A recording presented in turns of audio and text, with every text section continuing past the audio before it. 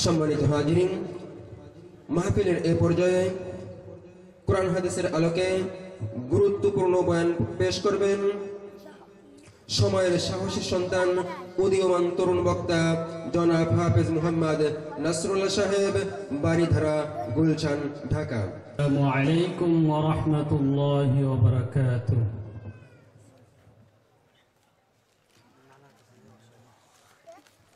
ইন্নাল হামদুলিল্লাহ والصلاة والسلام على من لا نبي بعده أما بعد فأعوذ بالله من الشيطان الرجيم بسم الله الرحمن الرحيم فلذلك فادع واستقم كما أمرت ولا تتبع أهواءهم وقل آمنت بما أنزل الله من كتاب وقال رسول الله صلى الله عليه وسلم يمسح الرجل مؤمنا ويمسي كافر أو كما قال عليه الصلاة والسلام معزز محترم সম্মানিত ইসলাম প্রিয় তাওহীদি জনতা, আজকের পাঁচকানিয়া মুন্সিবাড়ি জামে মসজিদ এলাকাবাসী ও যুব সমাজের উদ্যোগে আয়োজিত দোয়া ও মাহফিল। উক্ত মাহফিলে আল্লাহ পাক রব্বুল আলামিন আমাদেরকে এসে দ্বীনে কথা শোনার তৌফিক দান করেছেন। এই জন্য সকলেই শুকরিয়া জ্ঞাপন করি সেই মহান আল্লাহ রাব্বুল আলামিনের দরবারে সকলে বলি আলহামদুলিল্লাহ। আলহামদুলিল্লাহ। সেই মুক্তির মানবতার দূত হযরত মুহাম্মদ সাল্লাল্লাহু আলাইহি ওয়াসাল্লামের উপর সকলে বলি আমরা সাল্লাল্লাহু আলাইহি ওয়াসাল্লাম। সাল্লাল্লাহু আলাইহি ওয়াসাল্লাম। সম্মানিত ইসলাম প্রিয় তাওহীদি জনতা, আমরা যারা এদিকে সেদিকে দোকানপাটে বাহিরে ঘোরাফেরা করছি, আসুন আমরা মাহফিলের প্যান্ডেলে এসে কিছু দ্বীনি কথা শুনি এবং সেই অনুযায়ী আমল করি। আমরা আর ঘোরাফেরা না করে সকলেই আমরা মাহফিলের প্যান্ডেলে এসে দ্বীনি কথা শুনি, সে অনুযায়ী আমল করি।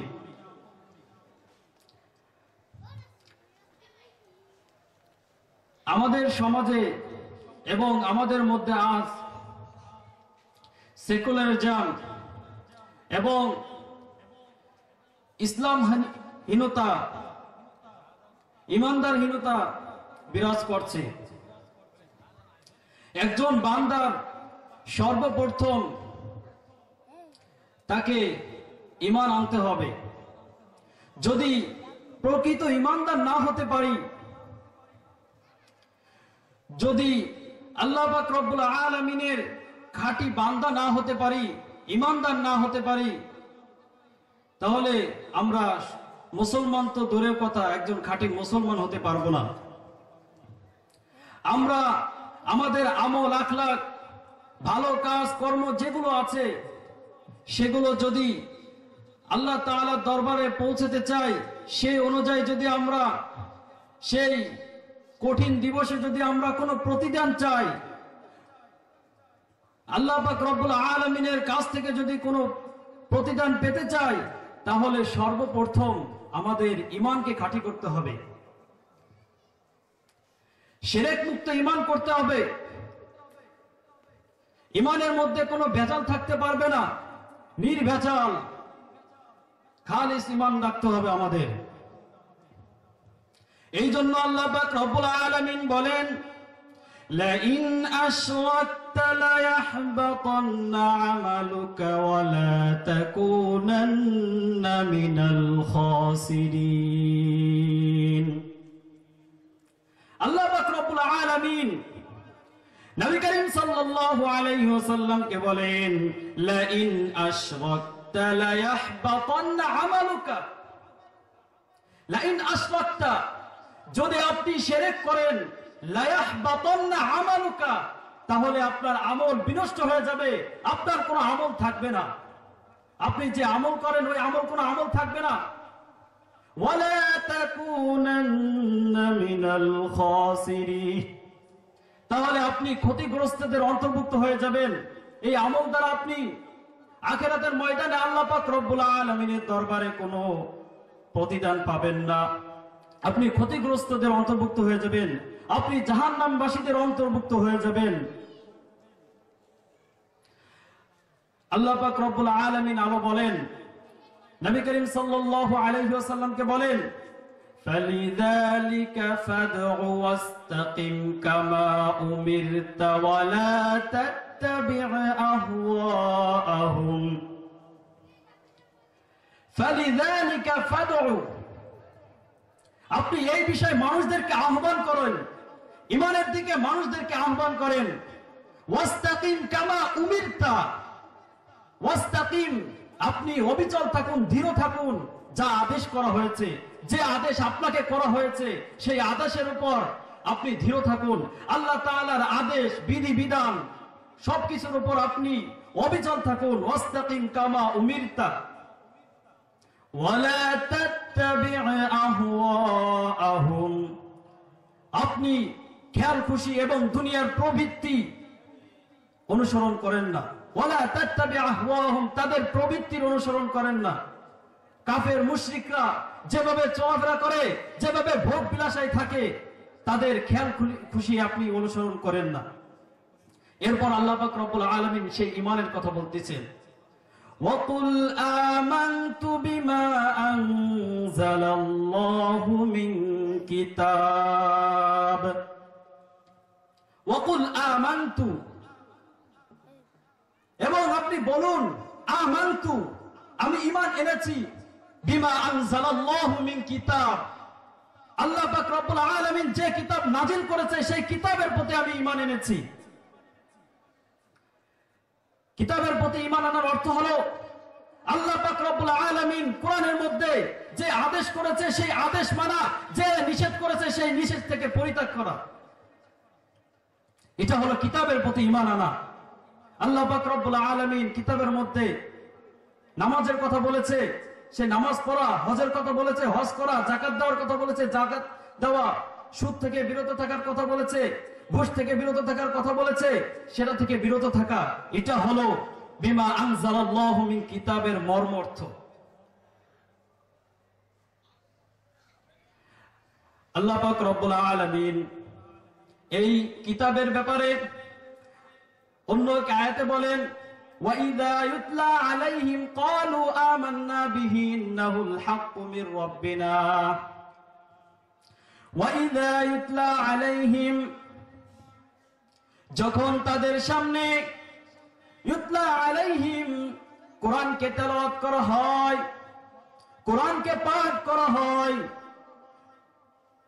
ইন্নাহুল হাক্কু মির রাব্বিনা আমান্না বিহি ইন্নাহুল হাক্কু মির রাব্বিনা তারা বলে আমরা এই কিতাবের প্রতি ঈমান আনলাম, ইন্নাহুল হাক্কু মির রাব্বিনা নিশ্চয় এটা আল্লাহ তাআলার পক্ষ থেকে সত্য, এটা আল্লাহ তাআলার পক্ষ থেকে যথার্থ। ইন্নাহুল হাক্কু মির রাব্বিনা ইন্না কুন্না মিন ক্বাবলিহি মুসলিমিন তারা বলে যে আমরা ইতিপূর্বে আত্মসমর্পণকারী ছিলাম। ইতিপূর্বে আত্মসমর্পণকারীর অর্থ হচ্ছে যে আমরা ইতিপূর্বে আল্লাহ তাআলার সমস্ত বিধিবিধান সমস্ত কিছু আমরা মেনে আসছি। আল্লাহ পাক রব্বুল আলামিন কোরআনে কারীমের মধ্যে বলেন, ইন্নাল্লাযীনা ক্বালু রাব্বুনাল্লাহ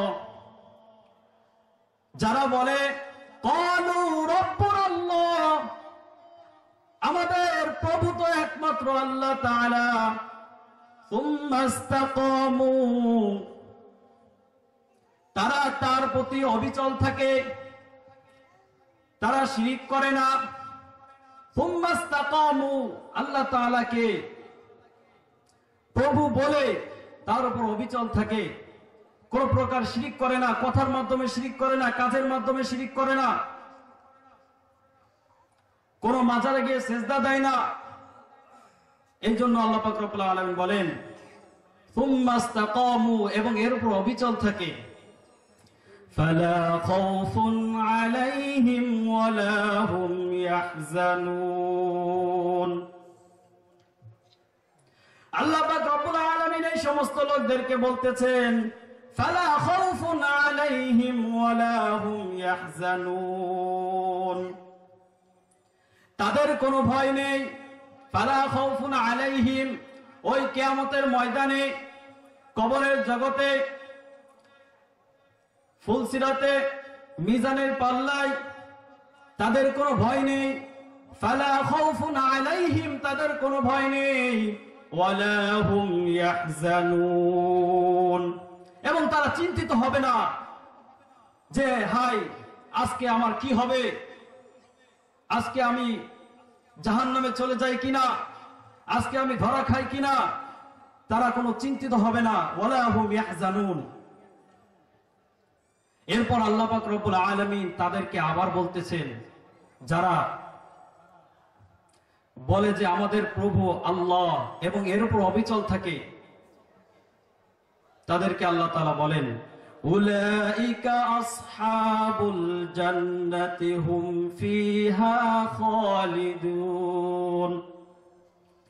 উলাইকা আসহাবুল জান্নাহ, ওই সমস্ত লোকই জান্নাতের অধিবাসী। হুম ফিহা খালিদিন, তারা সেখানে চিরস্থায়ী থাকবে, চিরস্থায়ী ভাবে তারা সেখানে বসবাস করবে, তারা সেখান থেকে বের হবে না, তারা সেখানে চিরস্থায়ী ভাবে থাকবে। যারা বলবে যে আমাদের প্রভু আল্লাহ, এরপর আল্লাহ তাআলার কোনো বিধিবিধান তারা অমান্য করবে না, তারা কোনো শিরক করবে না, তারা মাজারে গিয়ে সেজদা দেবে না, তারা অন্যায় অবিচার মিথ্যা কথা বলবে না, যারা জুলুম করবে না, তাদের জন্য এই ঘোষণা। এখন একজন বান্দা ঈমান আনার পর তার সর্বপ্রথম কাজ হচ্ছে আমল। এজন্য আল্লাহ পাক রব্বুল আলামিন বলেন ইন্নাল্লাযীনা আমানু ওয়া আমিলুস সালিহাত কানাত লাহুম জান্নাতুল ফিরদাউসি নুজুলা خالدين فيها لا يبغون عنها حولا إن الذين آمنوا وعملوا الصالحات, যারা নিশ্চয় যারা ঈমান এনেছে, যারা ঈমানদার এবং নেক আমল করে, কানাত লাহুম জান্নাতুল ফিরদাউসি নুজুলা, কানাত লাহুম জান্নাতুল ফিরদাউসি নুজুলা, তাদের জন্য নুজুলা আপ্যায়ন স্বরূপ তাদের জন্য জান্নাতে ফিরদাউস রয়েছে, মানে ফিরদাউসের উদ্যান সমূহ রয়েছে। লা ইয়াবগুনা আনহা হিওয়ালা, তারা যখন জান্নাতে যাবে তখন সেখান থেকে তারা বের হওয়ার কোনো কামনা করবে না যে আমি এখান থেকে বের হয়ে যাব, তারা কোনো বের হওয়ার কামনা করবে না, তারা বের হতে চাবে না। এত সুন্দর জান্নাত, তাহলে নেক আমল তো অনেক রয়েছে, সৎ কাজ অনেক রয়েছে, কিন্তু একজন বান্দার জন্য ঈমান আনার পর সর্বোত্তম যে সর্বোৎকৃষ্ট যে নেক কাজ ইবাদত, সেটা হচ্ছে নামাজ। এই জন্য আল্লাহ পাক রব্বুল আলামিন বলেন ওয়া আকিমুস সালাতা ওয়া আতুজ যাকাত, ওয়া আকিমুস সালাত, তোমরা নামাজ কায়েম করো। নবী করিম সাল্লাল্লাহু আলাইহি ওয়াসাল্লাম বলেন, আউয়ালু মা ইউহাসাবু বিহিল আবদু ইয়াউমাল কিয়ামাতিস সালাহ। সেই কিয়ামতের ময়দানে সর্বপ্রথম বান্দাকে নামাজের হিসাব দিতে হবে, যে তুমি নামাজ পড়ছো কিনা। সর্বপ্রথম নামাজের হিসাব দিতে হবে। এটা হলো নেক আমল, ইবাদত। আল্লাহ পাক রব্বুল আলামিন বলেন, হাফিযু আলাস সালাওয়াতি ওয়াস সালাতিল উসতা। তোমরা মধ্যবর্তী নামাজের ব্যাপারে যত্নবান হও, তোমরা নামাজের ব্যাপারে যত্নবান হও। আল্লাহ পাক রব্বুল আলামিন বলেন যে যারা 5 ওয়াক্ত নামাজ পড়বে, যারা যথাযথভাবে খুশুখুশুর সাথে 5 ওয়াক্ত নামাজ আদায় করবে, তারা সমস্ত অন্যায় অশ্লীল কাজ থেকে বিরত থাকবে। এই জন্য আল্লাহ তাআলা বলেন, ইন্নাস সালাতা তানহা আনিল ফাহশাই ওয়াল মুনকার। নামাজ সমস্ত অন্যায় অশ্লীল কাজ থেকে মানুষকে, বান্দাকে বিরত রাখে।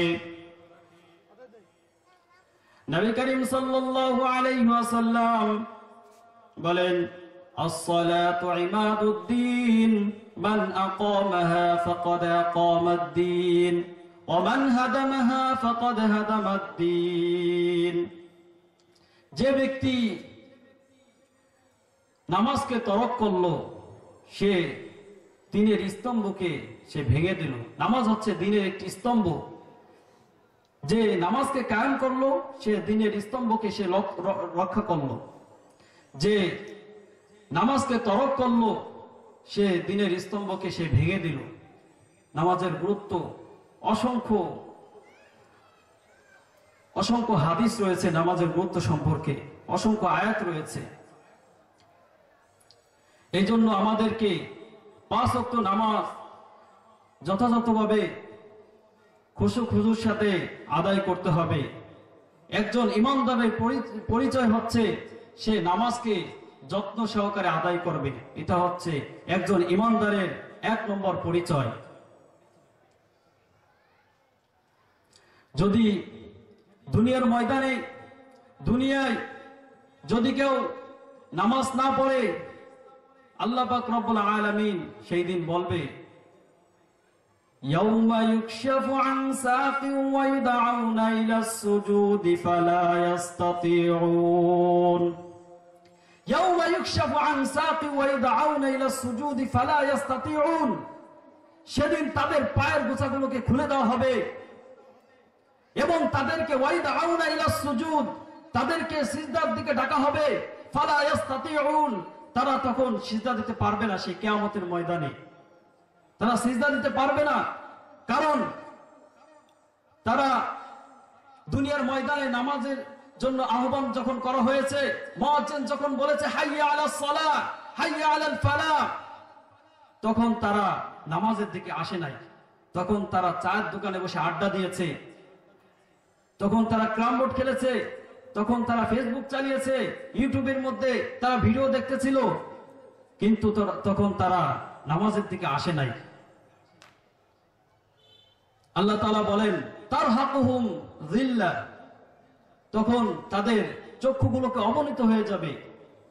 খাশিআতান আবসারুহুম তারহাকুহুম যিল্লাহ, খাশিআতান আবসারুহুম, তাদের চক্ষু বিনয় হয়ে যাবে যখন তারা সিজদা দিতে পারবে না। তখন وقد كانوا يدعون الى السجود وهم سالمون, অথচ তাদেরকে যখন সিজদার দিকে ডাকা হতো, সিজদার জন্য ডাকা হতো, নামাজের জন্য ডাকা হতো, তারা তো তখন সুস্থ ছিল, তারা সুস্থ সবল ছিল, তারা নামাজ পড়তে পারত, কিন্তু তারা তখন নামাজের দিকে আসে নাই।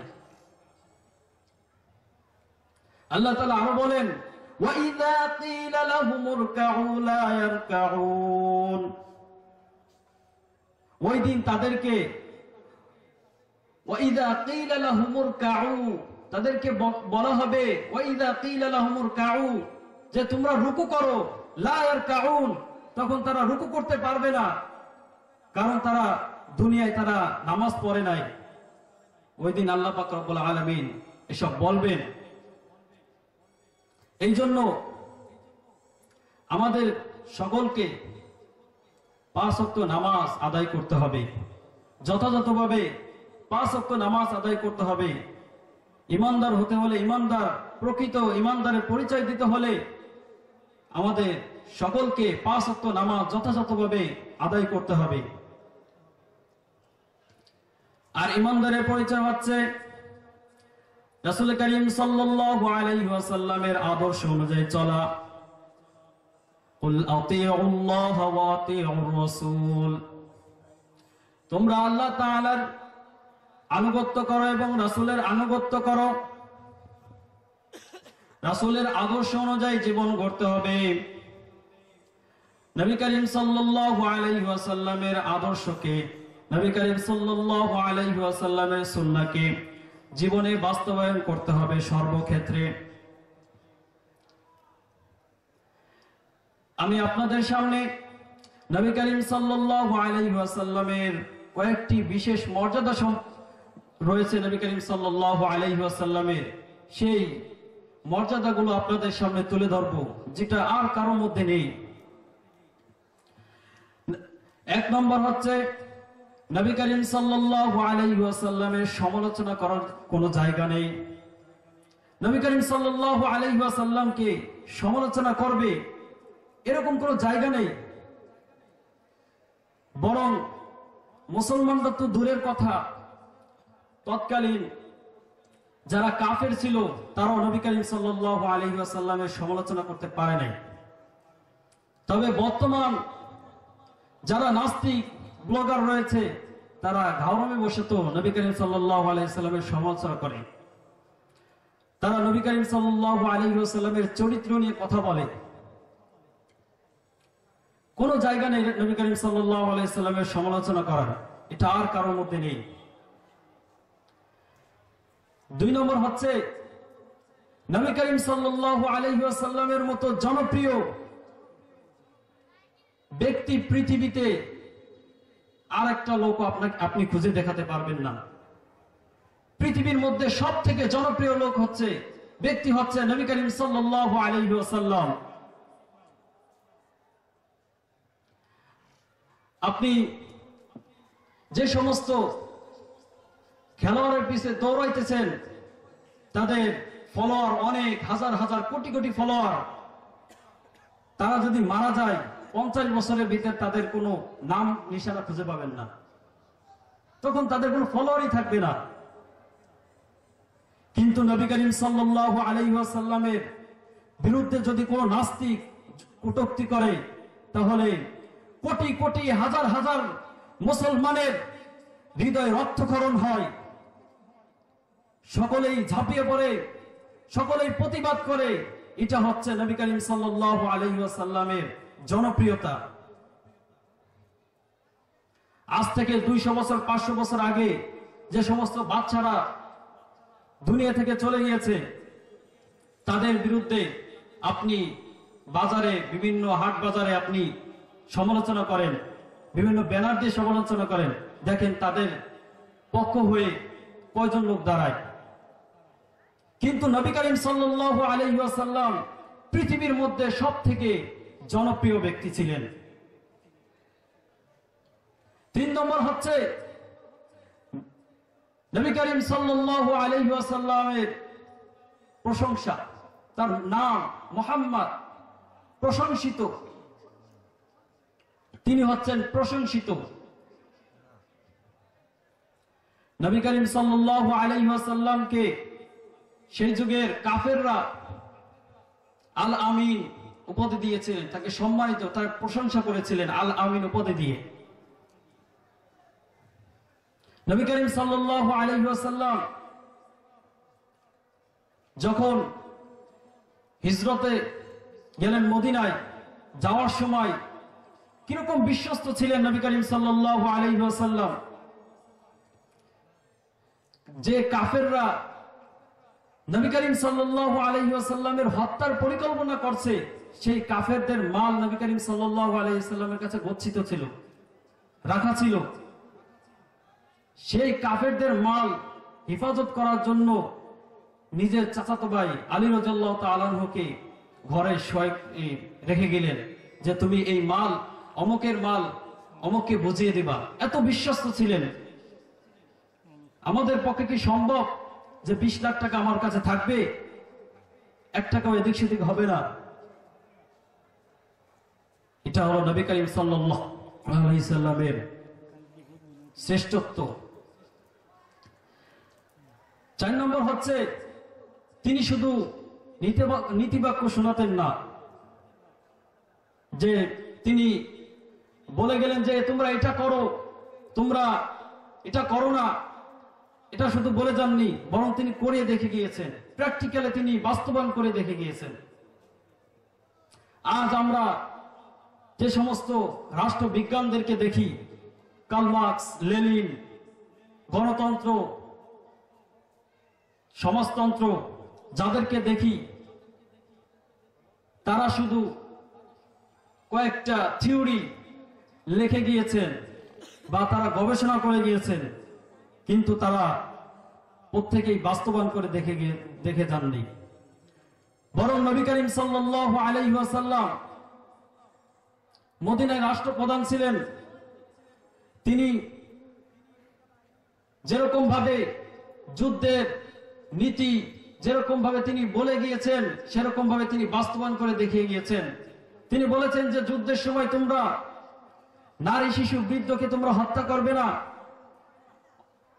বৃক্ষকে তোমরা কর্তন করবে না, এবং যুদ্ধের ক্ষেত্রে যে সমস্ত নিষেধ রয়েছে সে সমস্ত নিষেধ নবী করিম সাল্লাল্লাহু আলাইহি ওয়াসাল্লাম যুদ্ধ করে সেগুলো বাস্তবায়ন করে দেখিয়ে গিয়েছেন।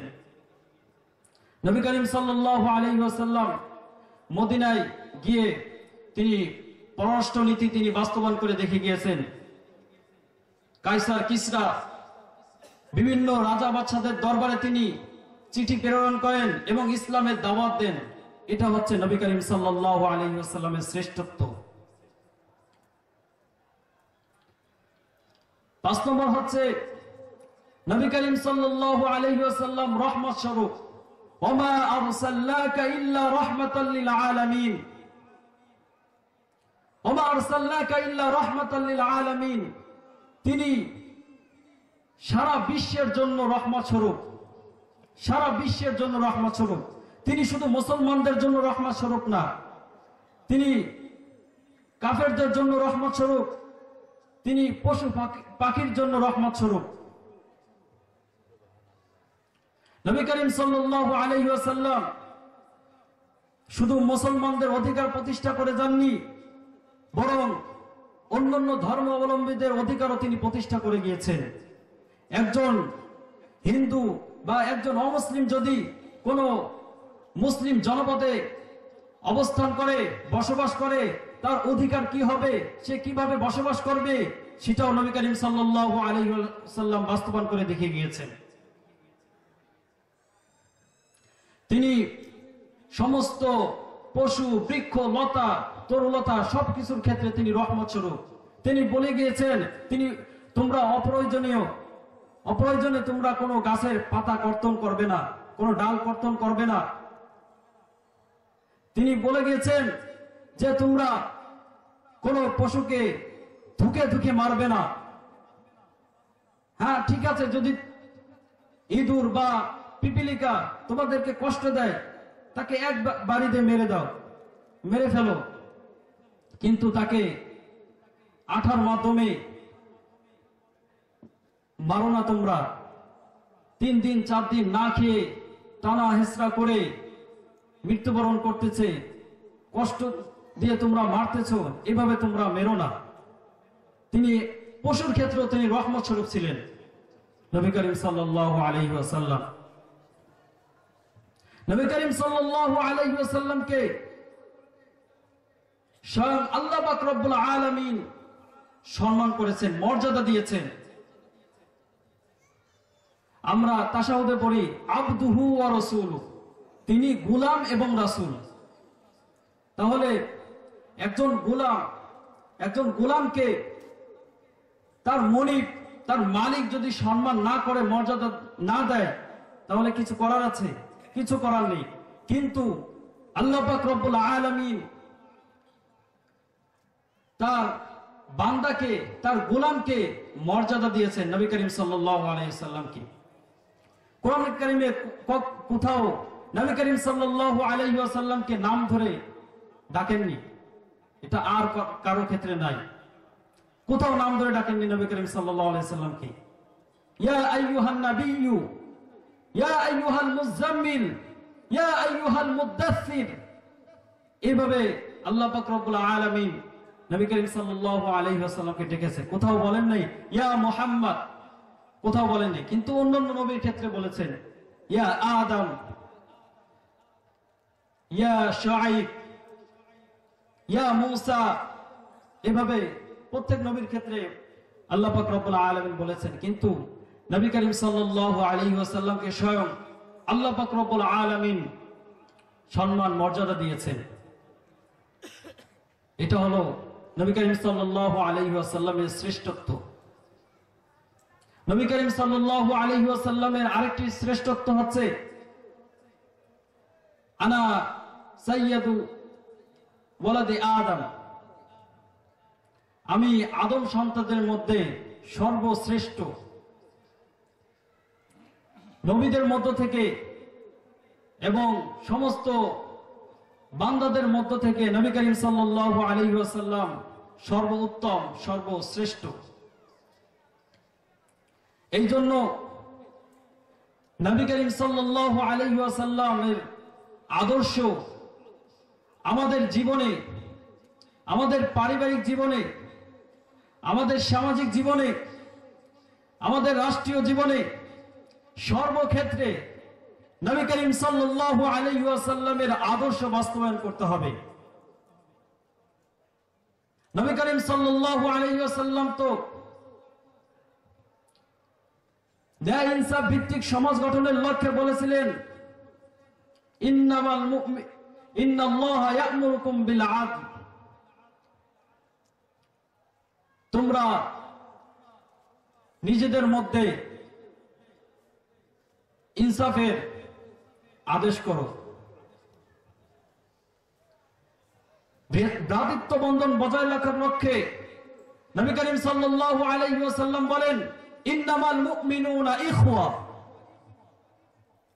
নিশ্চয় মুসলমানরা পরস্পর ভাই।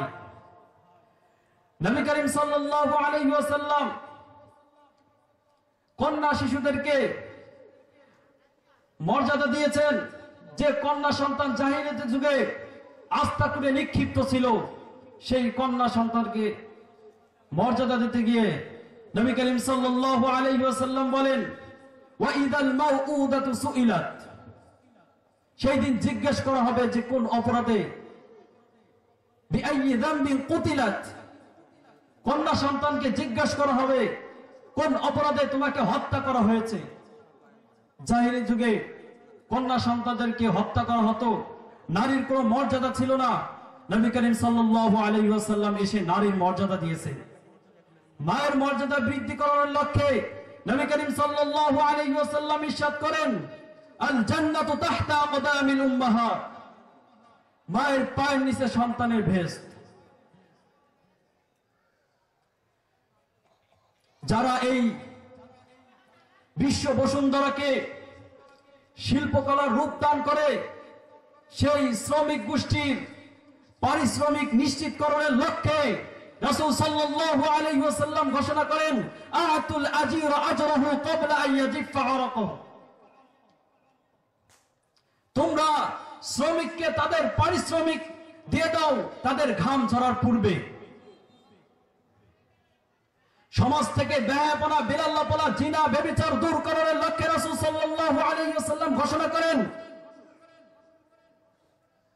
যে তোমরা জিনা, ব্যভিচার থেকে তোমরা মুক্ত থাকো। মুহতারাম হাজিরিন, নবী করিম সাল্লাল্লাহু আলাইহি ওয়াসাল্লামের আদর্শ হচ্ছে সর্বোত্তম আদর্শ, যে কথা কোনো অমুসলিম অস্বীকার করতে পারেনি। যারা প্রকৃতভাবে গবেষণা করেছে থমাস কার্লাইল বলেছিল, the thought of Muhammad sallallahu alayhi wasallam is very pure and his character is virtuous and pretty. Muhammad সাল্লাল্লাহু আলাইহি সাল্লামের আদর্শ মহত্ব সর্বোত্তম।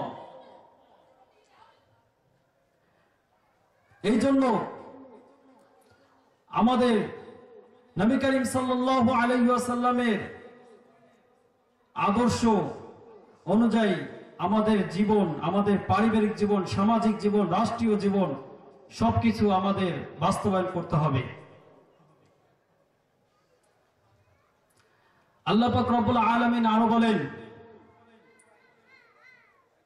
কুনতুম খায়রা উম্মাতিন উখরিজাত লিন-নাস তা'মুরুনা বিল মা'রুফি ওয়া তানহাউনা আনিল মুনকার।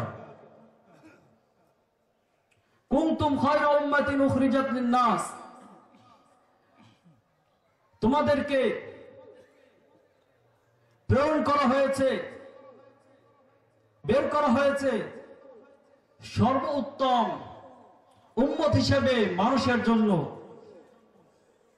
তাহলে আমাদের শ্রেষ্ঠত্ব কি কারণে, সর্বোত্তম কেন বানালেন আল্লাহ তাআলা? এরপর আল্লাহ তাআলা বলেন, ইয়া'মুরুনা বিল আদলি ওয়াল ইয়া'মুরুন, তোমরা আদেশ করো, নাহিয়া আনিল মুনকার, তোমরা ইয়া'মুরুনা বিল আদল। কুনতুম খায়রা উম্মাতিন উখরিজাত লিন-নাসি তা'মুরুনা বিল মা'রুফি ওয়া তানহাউনা আনিল মুনকার। তা'মুরুনা বিল মা'রুফ, তোমরা সৎ কাজের আদেশ করো, ওয়া তানহাউনা আনিল মুনকার, তোমরা অসৎ কাজ থেকে নিষেধ করো। তোমরা সৎ কাজের আদেশ করবে এবং অসৎ কাজ থেকে নিষেধ করবে, এটাই হলো তোমাদের শ্রেষ্ঠত্ব। যদি আমরা সৎ কাজ থেকে সৎ কাজের আদেশ করি, তাহলে আল্লাহ পাক রব্বুল আলামিন বলেন, فَأَمَّا مَنْ أُوتِيَ كِتَابَهُ بِيَمِينِهِ, সেই দিন যার আমলনামা ডান হাতে দেওয়া হবে। فَأَمَّا مَنْ أُوتِيَ كِتَابَهُ بِيَمِينِهِ, সেদিন যার আমলনামা ডান হাতে দেওয়া হবে, সে বলতে থাকবে, এই দেখো, এই নাও আমার আমলনামা। ইন্নী যানানতু আন্নী মুলাকিন হিসাবিয়া, নিশ্চয় আমি ধারণা করেছিলাম যে আমাকে সাক্ষাৎ করতে হবে। আন্নী মুলাকিন হিসাবিয়া, হিসাবে সাক্ষাৎ করতে হবে। আমার প্রতিপালকের নিকট আমাকে হিসাব দিতে হবে, দুনিয়ায় কি করেছি, কোন পথে চলেছি, সারা জীবন কি করেছি, সেটার হিসাব দিতে হবে। এটা আমি আগ থেকেই ধারণা করেছিলাম, এই জন্য আমার আমলনামা ডান হাতে দেওয়া হয়েছে। ফি জান্নাতিন আলিয়া, সেই ব্যক্তি উঁচু জান্নাতে থাকবে। কুতুফুহা দানিয়া, সেই উঁচু জান্নাতে থাকবে নিকটবর্তী টাটকা ফল ফলাদি। কুলু ওয়াশরাবু হানিআন বিমা আসলাফতুম ফিল আইয়ামিল খালিয়া। আল্লাহ পাক রব্বুল আলামিন তখন তাদেরকে বলবে, কুলু ওয়াশরাবু হানিআন বিমা আসলাফতুম ফিল আইয়ামিল খালিয়া, তোমরা খাও এবং পান করো বিগত দিনের ঋণের বিনিময়। বিগত দিনের ঋণ কি? বিগত দিনের ঋণ হচ্ছে নামাজ, রোজা, নেক আমল। এটা হচ্ছে বিগত দিনের ঋণ। এর বিনিময়ে আল্লাহ তাআলা বলবেন, তোমরা খাও এবং পান করো। আর যদি আমরা অন্যায়, অবিচার, জুলুম, অত্যাচার, নির্যাতন এবং নাফরমানি থেকে যদি আমরা বিরত থাকতে না পারি, তাহলে আল্লাহ তাআলা বলেন, ওয়া আম্মা মান উতিয়া কিতাবাহু বিশিমালি, ওই দিন যার আমলনামা বাম হাতে দেওয়া হবে, ফায়াকুলু ইয়া লাইতানি লাম উতা কিতাবিয়া, ফায়াকুলু ইয়া লাইতানি, সেদিন সে বলতে থাকবে, ইয়া লাইতানি, হায় আফসোস, লাম উতা কিতাবিয়া, যদি আজ আমার আমলনামা না দেওয়া হতো।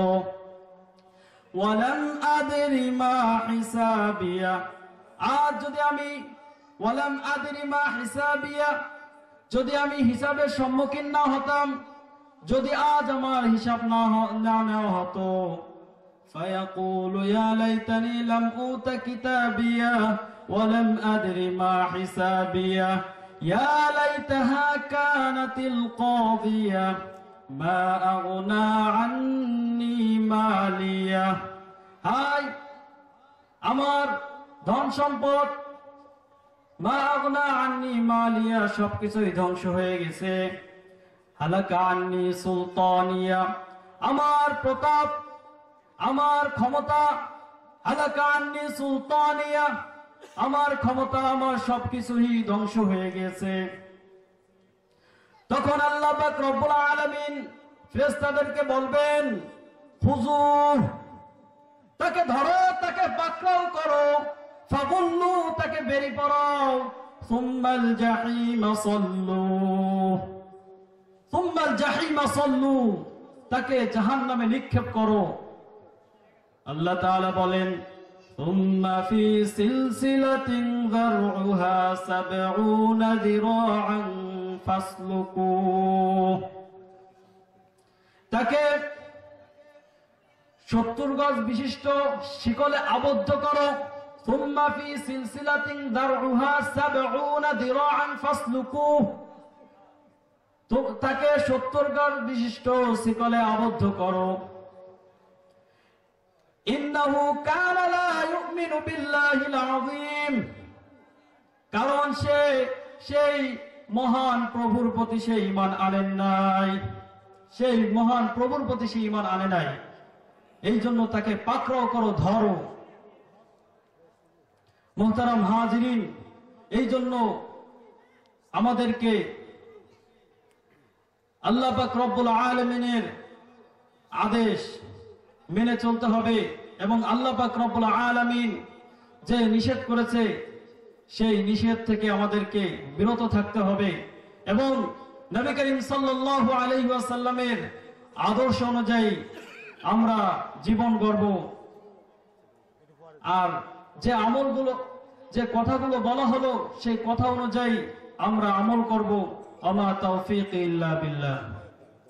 আসসালামু আলাইকুম ওয়া রাহমাতুল্লাহি ওয়া বারাকাতুহু।